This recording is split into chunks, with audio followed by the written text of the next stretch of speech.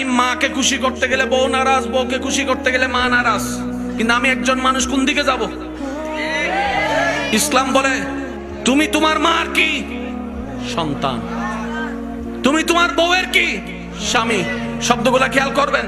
তুমি তোমার মার সন্তান, যার পায়ের নিচে তোমার বেহেশত। তুমি তোমার মায়ের পায়ের নিচে।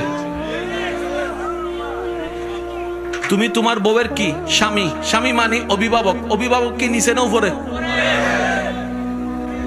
মায়ের পায়ের নিচে তুমি,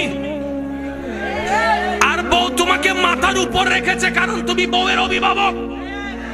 তো উপরওয়ালা তো নিচের ওয়ালার মতো হয় না, নিচের ওয়ালা তো উপরওয়ালার মতো হয় না। এবার সে বলে আমি করব কি? বলে যে শুনো, তুমি মাকে মাথায় রাখো, বউকে বুকে রাখো।